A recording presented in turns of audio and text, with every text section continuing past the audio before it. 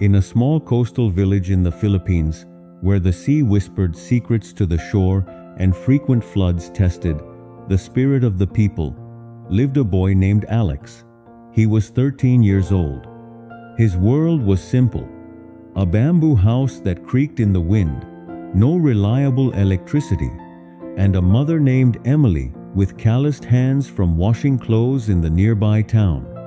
His father had passed away in a storm years ago, leaving them with just enough rice for meals and old clothes, mended many times. No one in the village thought they could rise above the waves of poverty except Alex.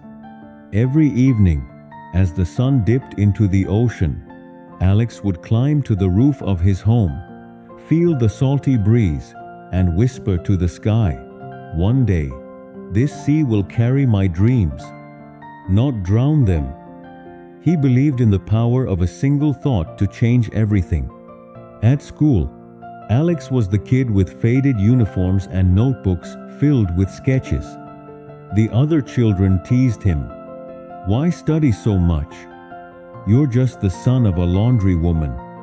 People like us stay here forever." Alex never fought back. He smiled and said, "That's your wave. Mine is different." His teacher, Mr. James, noticed his curiosity but warned him kindly, "Alex, dreams are good, but reality is harsh like our typhoons. Focus on what you can control." One day, the school announced a national innovation contest for young minds. The prize? A full scholarship to study engineering in Manila.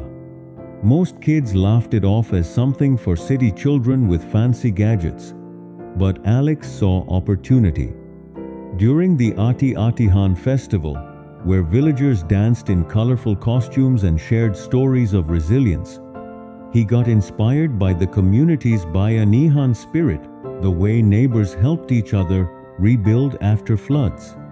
He borrowed an old book from the school library about simple water filtration systems. For weeks, he studied by candlelight, as the power often failed during rains. Using scraps, plastic bottles from the beach, charcoal from burned coconut husks, and sand from the shore, he built a model that could purify floodwater into drinkable water. It wasn't perfect. It failed twice, leaking everywhere. But Alex prayed quietly, drawing strength from his mother's faith, and fixed it with help from a neighbor who lent wire. Mr. James saw the model and chuckled. "Clever, Alex, but this is big. Don't get your hopes too high." Alex looked up calmly. "Sir, if I think I can't, the flood wins before it starts." The contest day came. Alex traveled to the city by bumpy jeepney, nervous in his best shirt. On stage, surrounded by students with shiny prototypes and laptops, he presented his humble model. It worked, turning murky water clear. He spoke not just of science, but of hope, how one thought could protect villages from disease after storms, inspired by Bayanihan.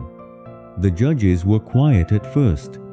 Then, a woman named Sophia, with kind eyes and a necklace of pearls, approached him later.